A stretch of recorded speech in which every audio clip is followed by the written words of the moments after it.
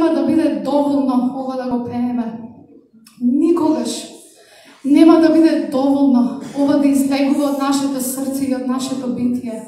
Никогаш нема да биде доволно. Никогаш, бидејќи е неопислив, бидејќи е неопислив, бидејќи е неопислив. Фала ти, Господе. Фала ти, Господе. Ќе позајмам една поема на еден наш брат и ќе ми прости што ја позајмувам, но вели, ако имав доволно зборови или ако беа доволно зборови кажани за Христос, јас ги немам сите. Бидејќи мојот мозок уште не дошол до таа точка да оформи мисла која што адекватно би ја опишала големината на мојот Бог. И моите бели дробови не се до толку со развиена способност да изразат здив кој што ќе ја опишат големината на неговата љубов. Мојот глас е ограничен, затоа што навистина е тешко да се најде адекватна славеничка песна за Христос. Ако имаше доволно зборови за него, тогаш јас ги немам, не ги поседувам. Мојот Бог, неговата благодат е извонредна. Тој е полн со почит и чест кон другите. Тој е полн со својата наклонетост. Тој е неистражлив, но сепак достапен да го знаеме. Тој не можеш целосно да го дефинираш, но сепак се направи себе си да биде пристапен. Тој е неопишлив, но сепак е толку личен Бог. Тој е над секое човечко разбирање. Видете, моите зборови се малку во обидот да ја доловат големината на мојот Бог, на единствениот Бог. Мојот вокабулар едноставно не е доволен. Но сепак, јас ќе ги употребам овие малку зборови како израз на обожавање кон мојот Спасител. Спасител, кој што во исто време е достоен и заслужува славење. И затоа употребувам зборови. Тој го освои моето срце, го зароби мојот ум. Тој ми посака добре дојде целосно во неговото присуство за мене. Моите зборови упатуваат на словото на тој збор. Радоста има име, надежта има име, љубовта има име, мирот има име. И тоа име е Исус Христос. Славете го неговото име. Славете го неговото име. Славете го неговото име. Фала ти, Исусе. Фала ти, Исусе. Фала ти, Исусе. Фала ти, Исусе. Толку си преубав. Толку си преубав. Толку си преубав. И дури нашите малку зборови, кои што не се доволни да те опишат тебе, ти ги прифаќаш. И ни велиш, фала ти, црква.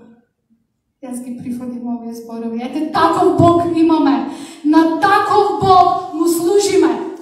Таков е нашиот Бог. Не е надмен. Слуга и цар, јагне и лав.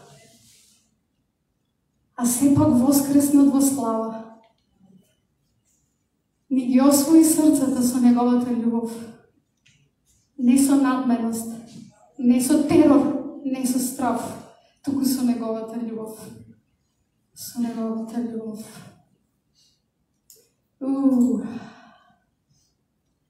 Леле, ја би пеела цело време, само тој рефрен. На почетокот пред 21 година, кога го читав тој дел од Откровението и онака, ден и ноќ за цела вечност, старешините сите пеат. Свет, свет, свет е Господ Бог и велам, леле, ова е досадно. Верувајте, после 21 година, мислам, 21 година ја пееме Исус на љубово име. Откако го знам Алек, тогаш ја напиша песнава и гледайте, бидејќи инспирирано нешто што е вечно и вечно да ја пееме, никогаш нема да биде ниту доволно, ниту досадно, дека Исус е на љубово име. И дека на вистина е лав и јагна. Халелуја. Халелуја. Знаете, славењето и обожавањето не се сведува само во недела на служба кога ние ќе пееме рефрени музички, него е секој еден ден кога Господ не восхитува, кога го наоѓаме во се. Бидејќи Бог е татко кој што е во се. Не знам, утринава некој на групата на Вибер имаше напишано Божјата сила не е толку, нема нешто невозможно за Божјата сила и нема нешто незначително за Божјото срце. Многу ми се допадна тоа. Бидејќи Бог сака да биде вклучен во се во нашите животи. Дури во овие минливите, кои што не се за цела вечност, бидејќи е татко. Со текот на годините не можам да избегнам на помислата дека Бог сака да им се открива на луѓето како татко. Бидејќи тој не стана татко кога ние станавме христијани, кога го прифативме Христос. Бог од секогаш бил татко. Ние од секогаш сме биле негови деца. Од секогаш. Може би во еден период од животот не сме знаеле дека сме негови деца и не сме уживале во благословите на синовството, но од секогаш сме биле негови деца. И затоа Светиот Дух можеше да го инспирира Павле дека Исус нас не засака, Бог не засака уште пред да се родиме. Бидејќи е родител. Бог е татко, кој што, by the way, е многу силен Бог. Со толку прекрасни атрибути. И ја никогаш нема да престанам, се додека има здив на живот на оваа планета, да зборувам за Бог дека е татко. Бидејќи не можам да се оттргнам од неговата татковска љубов. Ме плени секој еден ден. Бидејќи Бог сака да е постојано вклучен во се. Нема нешто во нашите животи што на Бог туку на вистина Бог ќе седне и ќе те слуша тебе што имаш да му кажеш. Дури колку и да звучи во очите на другите слушатели незначително, на Бог таткото тоа му е значително. Многу важно, бидејќи си негово дете. И цела вечер бев како во полусон, не можев да спиам, бидејќи бев возбудена за ова проповед и мене ми е секогаш возбудливо кога и да треба да проповедам. Иако сум го правила доста долго време, ама секогаш ми е возбудливо. Бидејќи секогаш има нешто што Бог сака да донесе на нов начин. Или може би на стар начин, ама на силен начин. Едноставно да одново и одново ни ги освои срцето и да ни каже, тука сум. Бидејќи ние како човечки битија сме тенденциозни битија, односно имаме тенденција да брзо забораваме. Многу брзо забораваме. Навистина како Дори во Барајки го нема. Многу брзо забораваме, посебно кога се работи за верност и наклонетоста на Господ. Не знам зошто е тоа така, најверојатно заради тоа што сме инстант генерација, односно инстант човештво, ние секогаш се сакаме брзо. И во наше време има една кантри песна вели timing is everything. И Сабајлево, како што бев во полусон и постојано Светиот Дух ме разбудуваше онака. Совршената љубов го изгонува секој страв. И онака, добро Свети Души, ќе задремам пак. И онака и повторно. Совршената љубов го изгонува секој страв. И станав во 1:15 после полноќ на салфетка ги запишував работите што Бог ми ги кажа, за после кога ќе се разбудам да ги ставам тука. И впечатливо е, мислам, колку е прекрасно да си другар со Господ. Видејќи му е се важно во твојот живот. Тоа е нашата најголема суштина и потреба, да бидеме разбрани, да бидеме пресретнати таму кај што сме,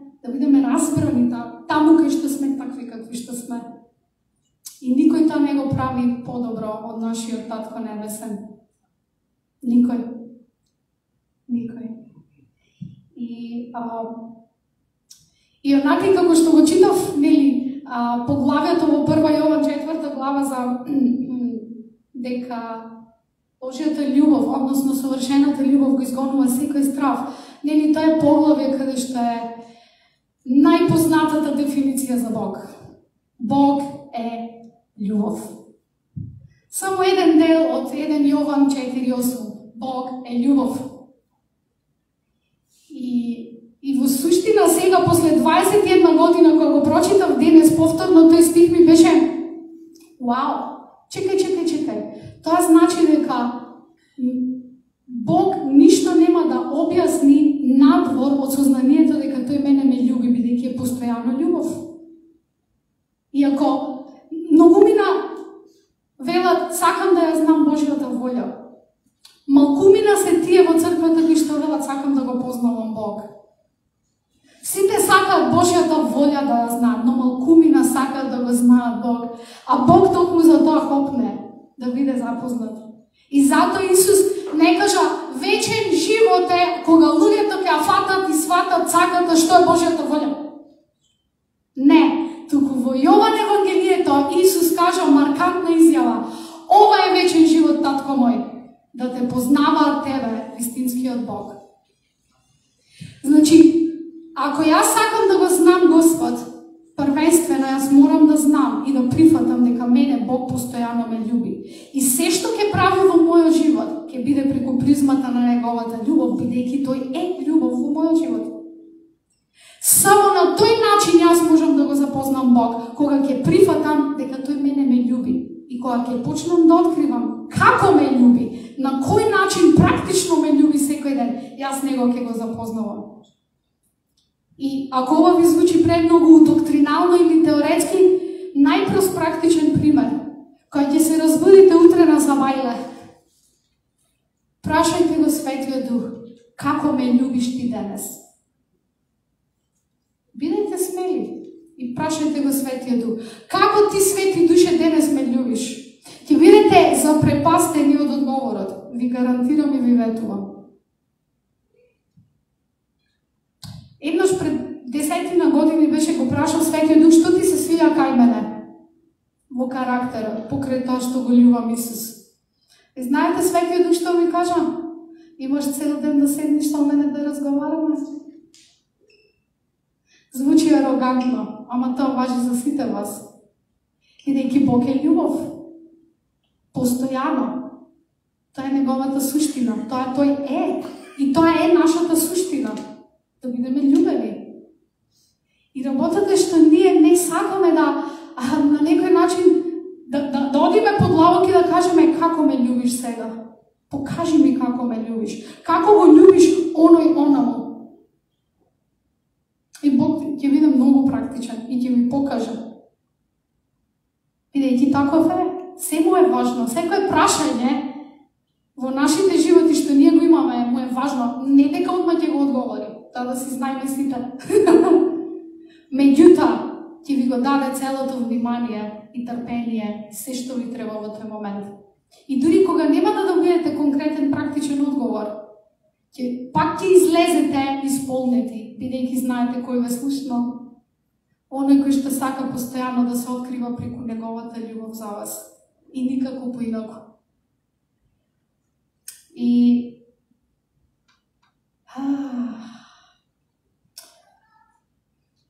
нам ни е потребно ова да го знаеме, бидејќи Исус ни остави пример дека ова не му беше потребно додека беше на планетата Земја.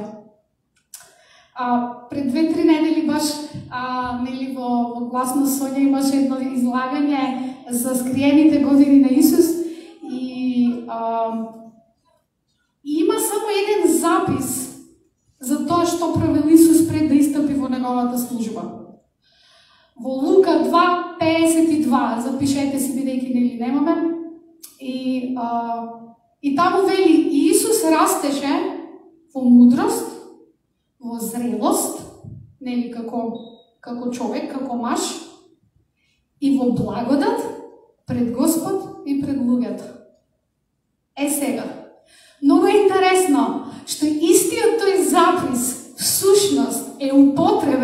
Стариот Завет, за да биде опишан растежот на пророк Самуил, кога бил доведен во храмот.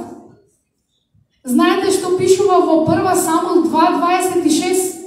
И Самуил растеше во мудрост, зрелост да биде маж и во благодат пред Бог и пред луѓето.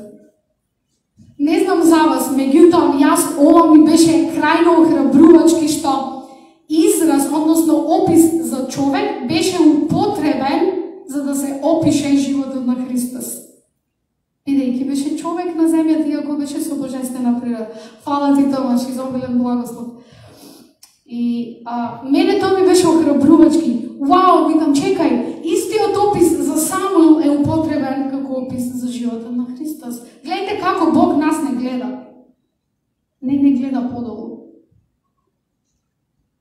Има една шокирачка изјава на Исус во Јован 17. Ти благодарам, татко, што нив ги љубеше како што ме љубеше мене.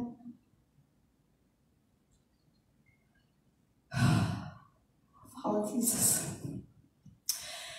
Нам ни е потребно ова да го разбереме. Дека се што прави Бог во нашите животи и како не гледа е љубов, бидејќи Тој е љубов. Пред 3 години требаше да одам, мислам, во поема и поминував позади универзална сала, нели, на улицата Владимир Полежиновски и таму кај, нели, контејнерите пред зградата имаше тројца питачи. Меѓутоа, она што го забележав е дека беа многу агресивни со секој еден што ќе поминеше покрај нив. Дури до степен на претходниот тој што беше пред мене сакаа да му се нафрлат да го истепаат. Значи, и одеднаш јасно ти е дека не е само обична ситуација, дека има нешто и духовно во сето тоа. И нели, ако си незрел во нашата ревност за Господ, леле сега, ќе му сведочам за Исус, апре, убре, да се покаш. Ти не знаеш тебе Исус колку те сака, вака така. И во тие моменти не е баш тоа многу мудро. Не дека не е вистина, но не е мудро. Знаете, ревност, фанатизмот по дефиниција е ревност без мудрост. Така да мора да сме покрај мудри, треба на вистина да покрај ревности треба да сме мудри.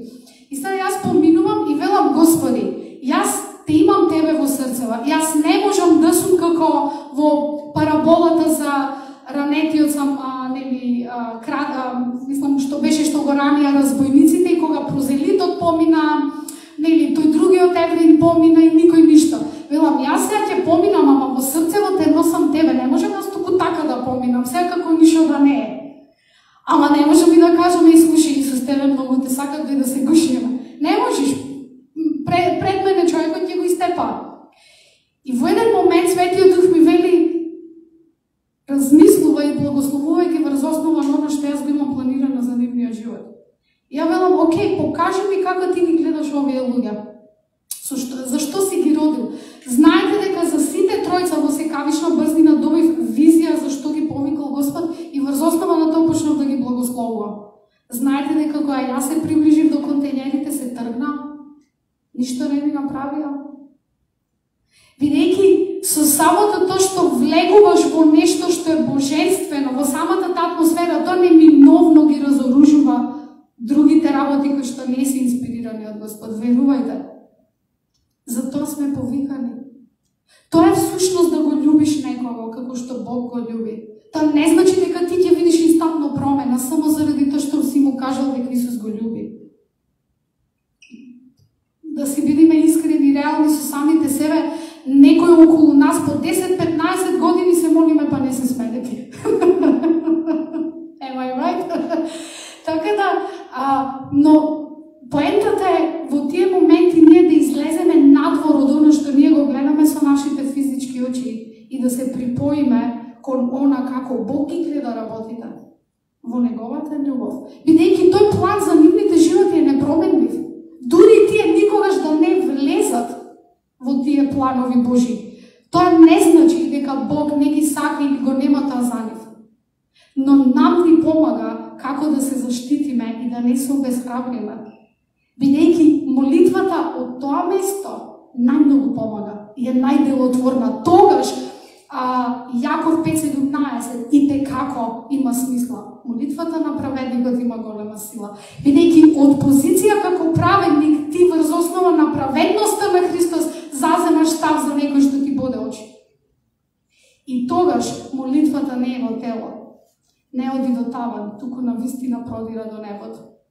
И е способна да ги донесе тие моменти. Амен. Кога Исус требаше да биде крштеван, дојде и Јован Крстителот го препозна Исус кој е, така? И самиот Јован изјави: еве го Божјото јагне, што го зема гревот на светот. Самиот Јован Крстител сведочеше за Исус кој е. И му вели: слушај, не сум ја, ја да те крштевам тебе, ти мене треба да ме крштеваш. И сега Исус му вика: уживај, не е проблем, дај сега ние да завршиме тоа што треба да завршиме. И што се случува, глас од небо, ти се имате регистрирано и во Евангелието по Лука, и во Евангелието по Јован истата инстанца, дека се раскина небесата, дојде Светиот Дух во облик на гулаб. И сега, во Јован Евангелието е забележана една изјава како сведоштво на Јован Крстителот, а тоа е дека Јован Крстителот посведочи за Исус. Го видов како Светиот Дух слезе врз него и остана врз него. Во Лука има само регистрирано дека Светиот Дух влезе во форма на гулаб, слезе врз рамената на Христос. Во Јован Евангелието имате уште еден плюс додаток: и остана врз него. Нам тоа треба да не израдува многу, бидејќи кого го имаме ние сега во нас, кои што постојано живее? Светиот Дух. Затоа што Исус ни остави пример, бидејќи беше со божествена природа 100% Бог, но беше човек кој што му требаше водството од Светиот Дух, како што ни треба нам. И Јован посведочи и гулабот остана врз него. Тоа е многу силно охрабрување за нас. И сега многу интересно што Исус, кога пристапи за крштевање, немаше никаков грев. Целиот Нов Завет сведочи за него дека беше човек, поминали секако нас, но без грев. И сега Исус оди да се крштева како израз на каење од гревови. Мене тоа лично многу ме охрабрува, бидејќи разбирам што значи дека Исус го зел моето место. Кога Алек пееше она што беше избрано и она што беше презрено во светот и отфрлено, Бог го избра. Знаете, ја кога дојдов кај Христос пред 21 години, кога почнав да го читам посланието до Коринќаните, прво Коринќани 1, 27, 28, и кога ги прочитав тие стихови, викам: еве ме мене, јас сум овде опишан, оно што беше ништо, што беше презрено и отфрлено, Бог го избра. И сега Исус дојде да биде крштеван, да го заземе моето место, што јас го направив на 16 или 2000 на Машка плажа пред Хотел Дрим. Се сеќаваш? Алек и Владимир ме крштева.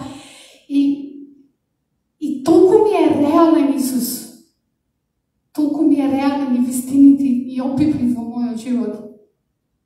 Бидејќи отиде да го заземе моето место, да биде целосно како мене и како тебе. И интересно е, еве го Исус доаѓа и ништо не знаеме за него, освен тоа дека растел во мудрост, зрелост пред Бог и во благодат пред Бог и пред луѓето.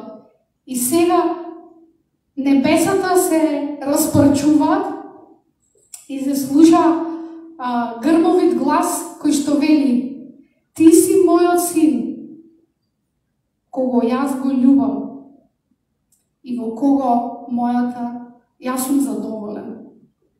А ништо не направил. Најверојатно, сечел дрва дома, пошто син на дрводелец, полнел столни таму или носел вода или што и да е. Затоа што ние обично мислиме дека ова што се случува тука и што луѓето овде тука го прават, проповедници, водачи на славење, се карактеризира како служење на Бог. Најголема лага и заблуда. Најголема лага и заблуда е тоа. Бидејќи се сеќавате како почнав, Бог сака да е вклучен во се во нашите животи кога не сме тука, и дека се му е важно, и дека се што допира тој е вечно важно и вечно допрено убаво и полно со слава, тогаш нашата замисла дека ние му служиме на Бог само од тука и дека тоа е важното е најголемата заблуда од која што ние треба да се покаеме. Бидејќи се што правиме во текот на еден ден, дури кога никој не гледа, е подеднакво важно. Бидејќи таму се сеат семињата на Божиото царство подеднакво како што се сеат тука. Може би таму повеќе, бидејќи си пофокусиран. И видете ги изјавите, значи, ти си мојот син, кого јас го љубам и сум во него задоволен. Забележете го редоследот.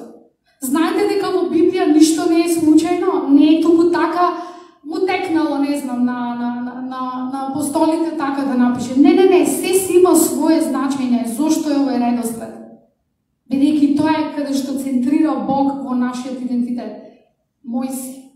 И тоа е најважно што треба да го знаеш. И затоа што си мој, по дефолт, љубен си за цела вечност, бидејќи си мој.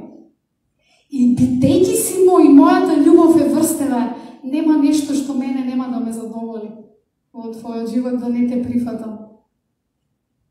Амен. Тоа е многу силно. Многу силно. И тука е основата како ние треба да ги гледаме луѓето. Од таму е нашиот успех, така да се изразам во нашата евангелизација. Кога ние ќе ги гледаме луѓето како што Бог Таткото изјави за Исус. Слушај, ти си мој син си. Ја те љубам. И задоволен сум затоа што си мој. Исус ништо не направи, ни чудо, ни знак, ни пророштво, ни исцеление, ни ослободување, ни пророчка молитва, ни пророчка проповед на блаженства, за блаженствата на гората, ништо. Само дојде и се крштеваше. И Бог Таткото изјави, ти си мој, јас те љубам, јас сум задоволен со тебе. Немојте да ме сватите погрешно, тоа не значи дека ние не треба да растеме во благонаклонетост, во таа благодат. Но нашата појдовна точка е дека Бог е со нас задоволен, бидејќи сме негови. Бог е со нас задоволен. Бидејќи од таму произлегува нашата битка во умот како ние го изгонуваме секој страв. Бидејќи ако е совршена љубов што изгонува секој страв, тогаш таа совршена љубов не е поврзана право пропорционално со моите дела. Ако беше поврзана со моите дела, тоаш немаше да биде совршена љубов. Бидејќи Исус нас не засака со неговата совршена љубов пред да се родиме. Значи, совршената Божја љубов апсолутно нема никаква врска со нашите дела. Таа ги поттикнува и дава вкус на нашите дела, но не е право пропорционално условена од нашите дела. Да не сум сватена погрешно, бидејќи кога ќе го засакаш Господ, нема шанси да не сакаш да си близок со него. Барем вие што сте во брак или што сте во романтична врска, сигурно ќе просведочите за ова што го зборувам. Кога го сакаш некого, нема шанси да не сакаш да си со него.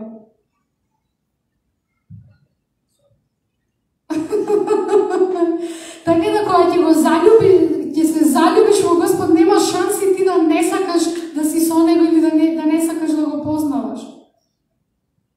И како што ќе го запознаваш, бидејќи знаете како ќе го запознавате Бог, со тоа што ќе дознавате на кој начин ве љуби секој ден.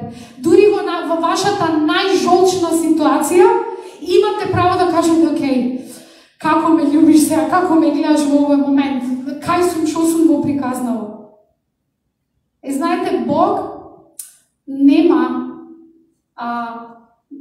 заказнување, нема шанси, нема да ви каже нешто што толку ќе ве турне да не можете да се опоравите.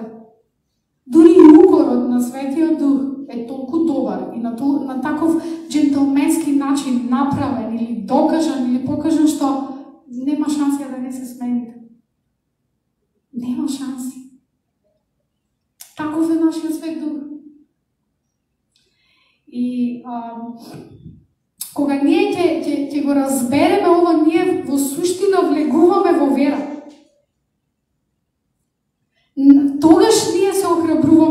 стапиме во вера.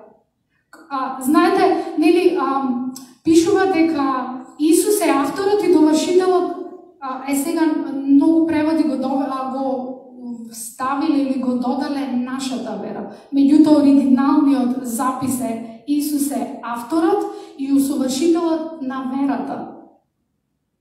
Што мене ми говори дека тоа е негова вера ако е автор. Тој ја почнал, тој ја зачнал во мене.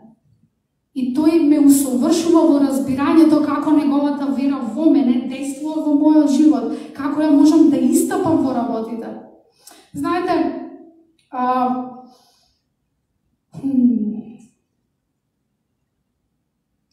што е спротивно на страв?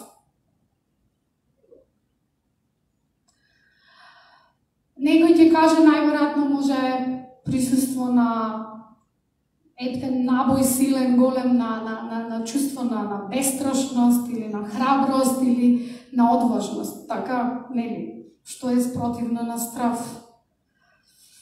Ја ти кажам вака, спротивно на страв е вера. Спротивното нешто на стравот е верата.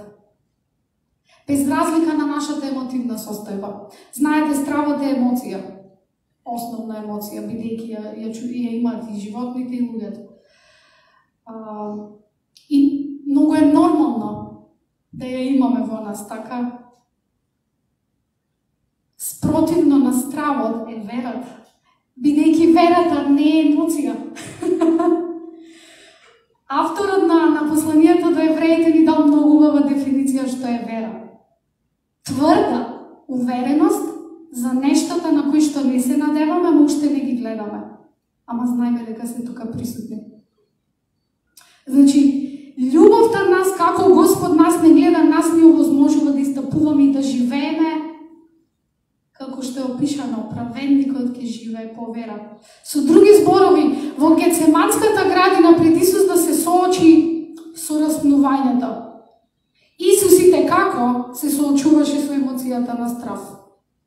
Од таму произлезе неговата изјава, ако е можно да не одам на крст.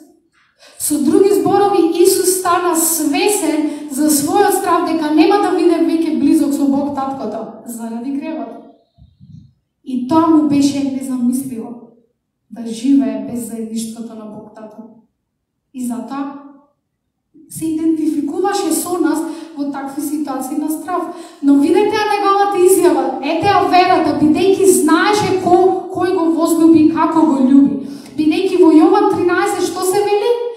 Исус, знаејќи од каде и каде оди, го скина, нели, престилката, почна да им ги мие нозете на апостолите, така?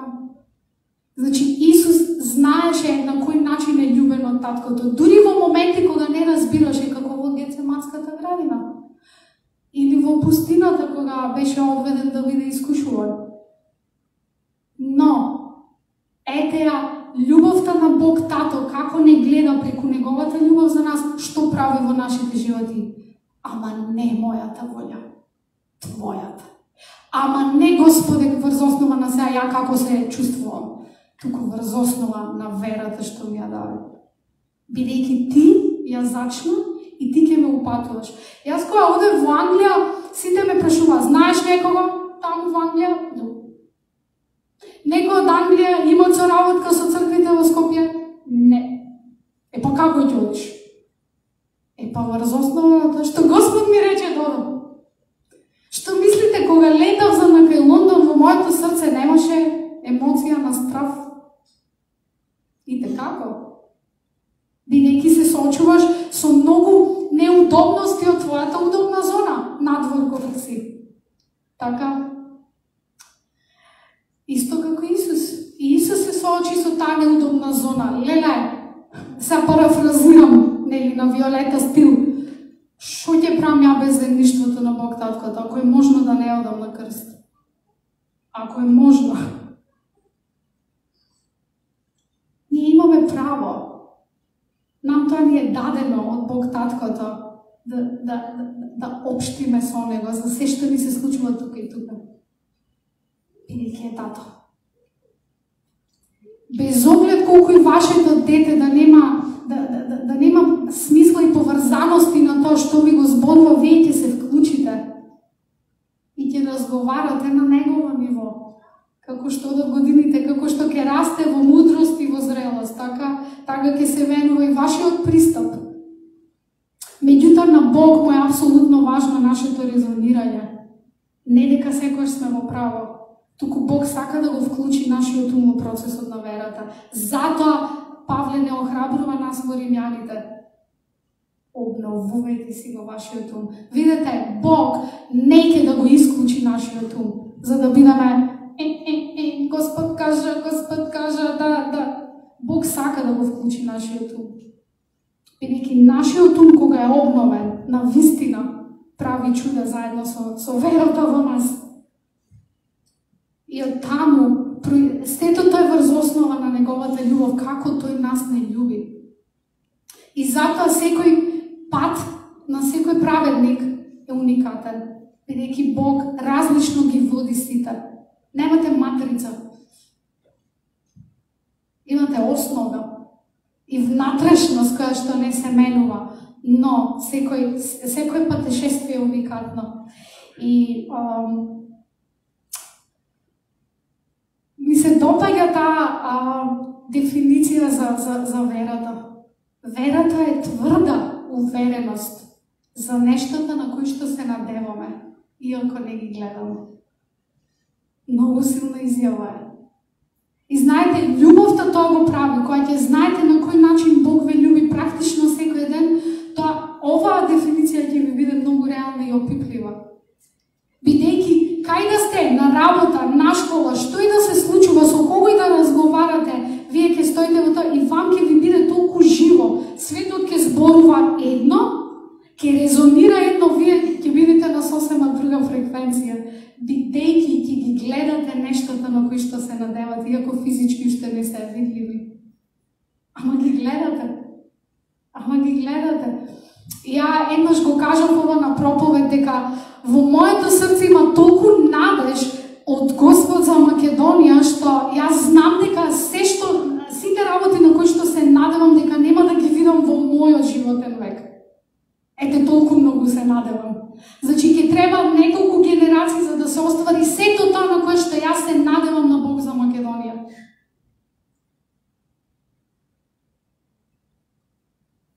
И тука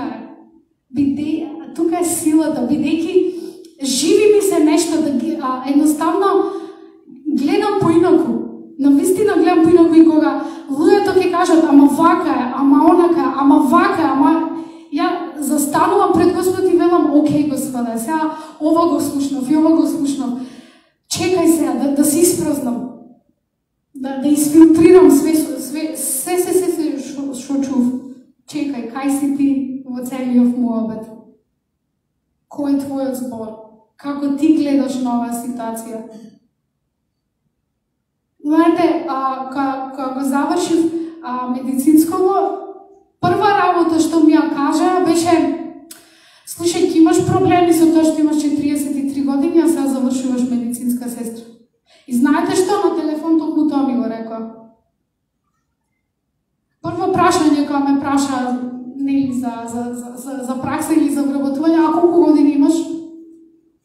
И сега, знаеш, онака, ако го немаш Господ, ако не ти е реална надежда и како Бог те љуби, затоа што ќе си изгубиш во сето тоа, бидејќи си велам вака, или Бог на вистина имал план и ме ставил мене во село и ме довел довде, или па ја нешто сум ја утнала работата, или па Бог нешто си игра со мене. Ова последно одма ќе го отфрлиме. Второво, не ќе да е дека сум ја утнала работата. Не до толку. И сега јас морам да се согласам со Божиото, без оглед што притисокот од светот е поинаков. И не знам на кој начин, ама знам дека генерира апсолутно промена во духовната сфера кога ние се држиме за тоа што Господ ни го кажал. Бидејќи во Библија пишува дека животот и смртта се во власта на јазикот. Затоа да избереме живот. Една уста, две уши. Помалце зборување, поќе слушање. Нели, двојно слушање, помалце зборување. Така да и сега гледате го колко е Господ добар. Виолета, што ти кажеш?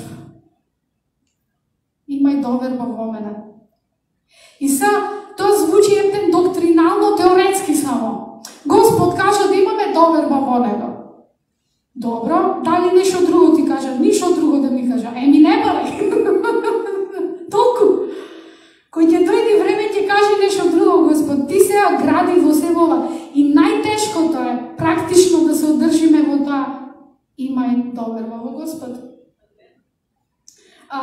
Баш вчера си правихме муабет со Милена и велам, баш сум во таков период кај што сега баш тоа Господ го гради во мене. Имај доверба во мене. Бидејќи велам на Милена, дури и да има луѓе позади мене, ќе се колебам едно, не знам, неколку секунди дури да се пуштам вака да ме фатат од другава страна. Затоа што тоа е вежба на доверба, така? Се сеќам со Брајан Томас.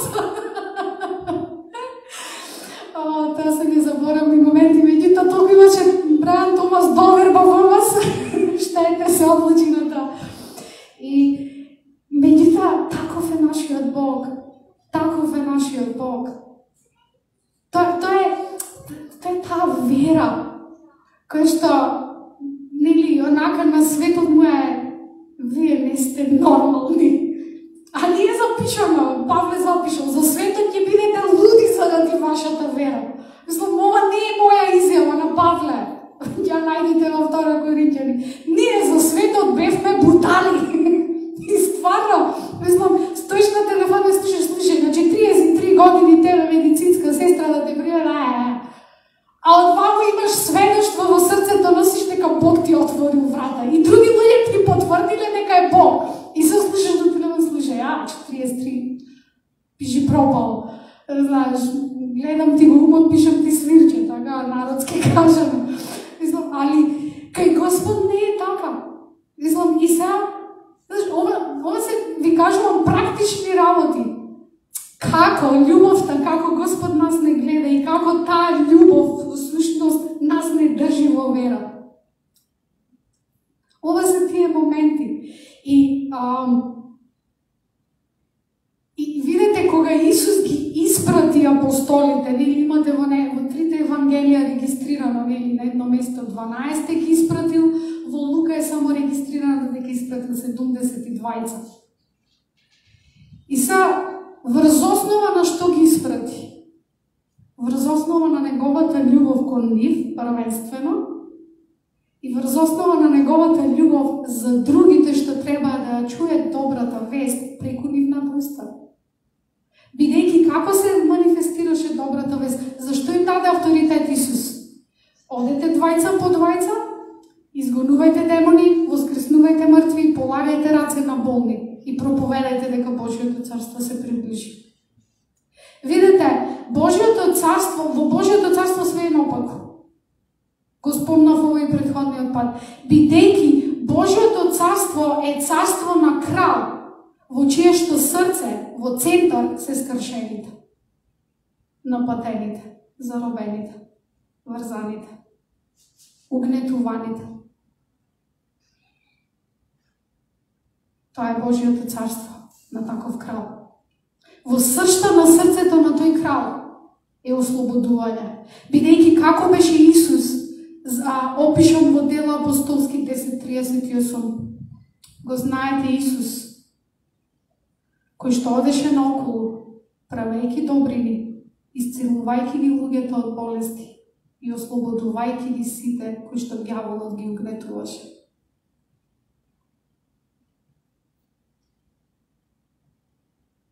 И сега Исус им даде авторитет тоа да го прават неговите ученици. Одете, ви давам авторитет. Затоа тие се вратија со таков извештај пред Исус дека верата им била успешна. Зошто им беше успешна верата? Бидејќи знаја дека ги испрати човек, односно Бого човек, кој што сакаше сите што ќе им дојдат на патот угнетувани од злиот да бидат ослободени. нивната вера действуваше, бидејќи знаеа кој ги испрати и кој е неговиот став за сите тие што ќе ги сретнат. Тоа е сршта на неговото срце. Таков е нашиот Бог, таков е нашиот татко. Не ќе ни едно дете да му страда, да биде угнетено и под опресија на злиот. И Исус ги пушти. Ги пушти. Уште пред да воскресне, уште пред да отиде на крст, ги пушти за да вкусат барем малку какво ќе биде патешествието кога Светиот Дух ќе дојде. Бидејќи видите, регистрирано е дека не им дал Дух Свети, туку само авторитет. Одете во моје име. Денес, што најмногу успева на шалтер? Да прашам, ме пушти. Јас завчера требаше да дам нешто да прашам за пракса и онака, ме пушти доктор Мета. И се црвениш, бидејќи знаеш кој те пратил. Некој со повисок ранг од тебе. За ти да завршиш работа и некој со повисок ранг. И за видите, Исус не им го даде Светиот Дух, бидејќи не беше отиден на крст, не беше воскреснат, Светиот Дух не беше дојден. Меѓутоа им вели, е запишано, им даде авторитет. Во Негово име. А текстот со Светиот Дух, Матеј 28:18-28, одете и од сите народи направете мои ученици. Учејќи ги на се што ви учев јас, крштевајќи ги во името на Таткото, Синот и Светиот Дух. Можел само да каже крштевајте ги во некоја виша сила, знаеш, во Божјата сила крштевајте ги. Не, интересна е изјавата во името на Таткото, Синот и Светиот Дух. Нам ни треба таа љубов, затоа што ние сме центарот на тоа тројство. Ние сме објектот на љубов на тоа тројство. Исус вели, во тоа име ќе ги крштевате сите. Во Таткото, Синот и Светиот Дух. Не само во Божјо име, не кажал само во Божјата сила. И што се случува? Јас сум со вас во сите дни до крајот на светот. Што мислите кога Исус ги пушти апостолите со таа заповед? Одете. Не знаеше дека ќе ја утнат работата, немаше претходно искуство дека ја утнале работата, баш тие 12. Тоаш и за нас е истото охрабрување. Оди. И сад ние мислиме дека The Great Commission, големото испраќање, ние во тоа, во Матеј 28 го рангираме само патувањето во некоја муслиманска земја, моментално нели Авганистан е на мапата, како центар нели кај што се збигнуваат такви работи, или Индонезија, или Судан, кај што е етен во костец со непријателот заради ислама. И ние мислиме дека само тоа патување до такви земји, такво мисионерско патување спаѓа во големото испраќање. Не. Кој ќе си го чекаш детето од на школа, кој ќе ти заврши, ти со некоја мајка само кој ќе ја потапшаш по рамо, кој ќе ја видиш дека си изнаплакала, е твоето големо испраќање. Оди. Касиерката во Тинес, кој ќе ја видиш измалтретирана од сите муштери пред Великден и пред Божик и пред Нова година, и кој ќе ја благословиш, оди. Учителката што живци ти кинит, затоа што не е фер спрема децата, која ќе ја благословиш, и тоа спаѓа во оди. Те испраќа Исус. Заради тоа што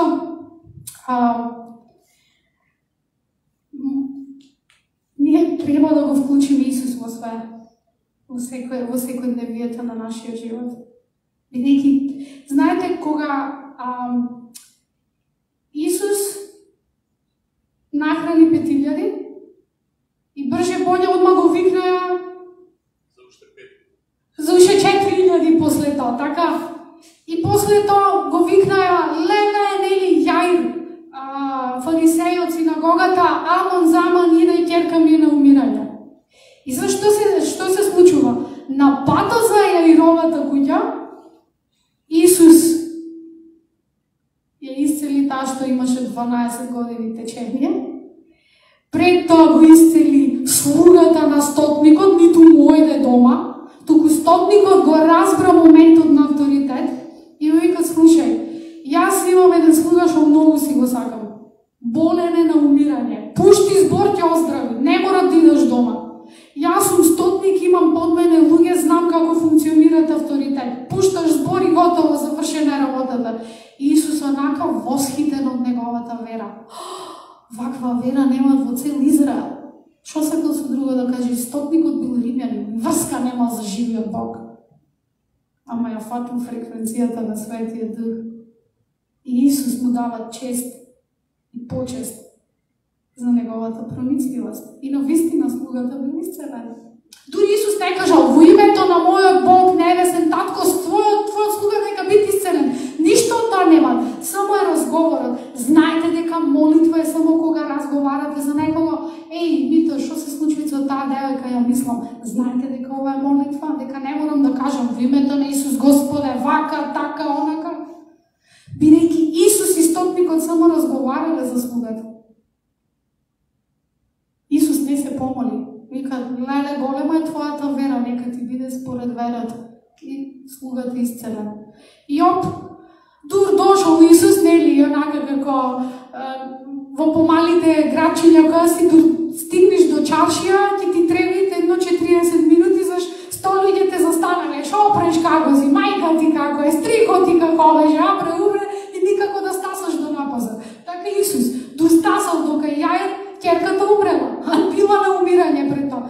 И за не се, него ѓави учителот, ќерката умре. Значи, по пат додека одел Исус, ова го завршил. Во големото испраќање нака одете и од сите народи направете ученици, учејќи ги. Значи, да бидеме отворени онака дека ако нешто е важно за Бог Таткото, тогаш се е важно за сечи живот. Ако нешто е важно, дури ние да мислиме дека е незначително, во очите на Бог Таткото се е важно за човече. Во неговото срце се е важно за еден човечки живот. И затоа ова големо испраќање не е само ние да си ја чукаме глата, зашто не можеме ние дојме мисионери во Афганистан. Ќути, супер си! Не мора да дојде во Афганистан. Има други што ќе одат и што се повикани. Ти фокусирај се на она што тебе ти е дадено. Не се мени со тие што отишле во Афганистан и во Пакистан. Господ нека ги благослови стократно, нека им даде на нивната жетва. Меѓутоа, во тоа големо испраќање сме и ние во нашето секојдневие, бидејќи на Бог Таткото се му е важно за еден човечки живот. Амен. Така да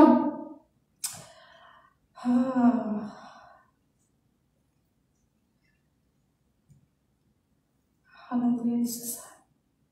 И знаеш, кога читате во Евреите 11 глава за сите херои на верата, и имате цел список, нели, по вера, овој ова го направи, овој ова го направи, ова. И однака и некако си викаш, мој тя некако да се ворнав натре, знаеш, дека Господ не ме гледа како херој на верата.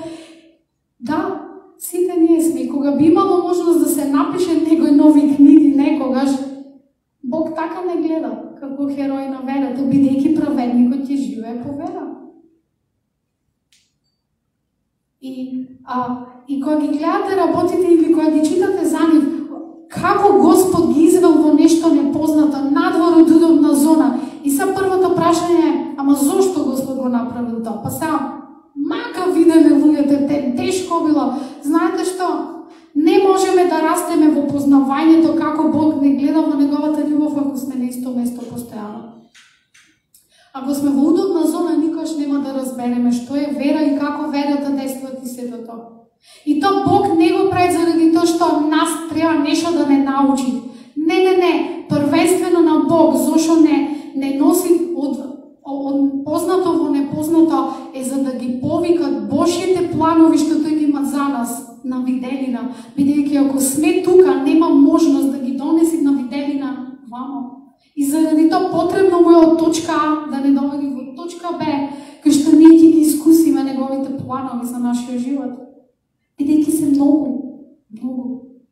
Никош нема Господ да престане да биде креативен. да изнаѓа решенија, да изнаѓа начини. Некој мисли дека креативност е само ако си добар уметник за цртање или пишување поезија. Не. Креативност е да знаеш да најдеш решение кога секој вели не, дека нема. Затоа нашиот Бог е креатор, бидејќи е постојано креативен во изнаоѓање, во генерирање нови патишта за нас. Дури кога би ја утнале, Бог е способен да генерира нешто креативно, што пак ќе ни послужи за наше добро. Таков е нашиот Бог, бидејќи вие како родители постојано размислувате како некој незначителен неуспех дури на вашето дете да го претворите во успех. Така размислувате цело време. Барем тие родители што јас ве знам што сте во мојот живот. Вие цело време размислувате како вашите деца да ги доведете од точка А во точка Б, каде што овде, она што вие сте го планирале за нив, не го знаеле тука додека биле, ама сте го имале спремено тука. И вие ги водите постојано во тоа малце неудобното. Замислете Бог, каков е Бог. Така да, неговата љубов е наша оскочна даска за верата. Само знаејќи како Бог нас не љуби секој ден практично, ние ќе можеме да растеме во разбирањето што значи да се живее по вера. Бидејќи кога светот ќе каже не или ќе стави пречка, вие знаејќи како Бог ве љуби практично, вие ќе стапите и тоа е вера. И ќе биде толку нормално, ќе биде толку природно, а е всушност надприродно. Бидејќи не се вклопува со светските стандарди. Амен. Собилен благослов. Може да станеме да се помолиме? Халелуја, Исусе. Фала ти, Господе, Боже мој. Ти благодарам, Исусе. Ти благодарам, Исусе, што ни отвори пат за да го видиме таткото каков е. Ти благодарам што навистина беше совршен пример на земјава, за ние да се окрепиме, да се охрабриме, да се утешиме и да одиме понатаму во Твое име, за Твоја слава и за слава на таткото. И Свети Душе, фала Ти што не само што си сопатник, туку си извор на животворна сила постојано во нас. И Ти си тој кој што ги правиш нашите патишта на вера живописни. Фала Ти, Свети Душе. Фала Ти, Свети Душе. Фала Ти, Господа. Фала Ти што Твое ветувањето дека Ти нема да дозволиш Твојот народ да биде засрамен. Халелуја, Те славиме, Исусе. Те славиме, Исусе. Те славиме. Те славиме.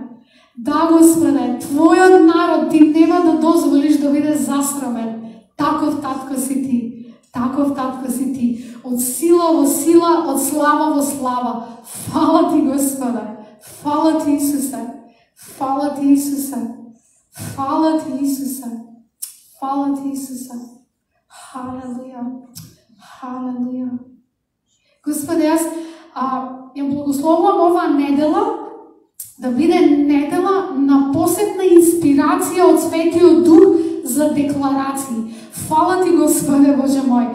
Фала Ти што си ни дал авторитет и сила и увид во нештата. И јас, Господе, сега зборувам небесна инспирација од Светиот Дух оваа недела за декларации, прокламации кои што се директно од тронот, од Божјото срце за тие околу нас и за Твојот народ. Фала Ти, Господе! Фала Ти, Господе! Фала Ти, Исусе! Фала Ти, Исусе! Фала Ти, Исусе! Фала Ти, Исусе! Ќе останеме во славење. Океј? Божјото присуство е толку густо и Бог прави нешто во нашите срца, не влече уште подлабоко во неговите одаји, така да кажам, на длабоко интимно присуство и заедно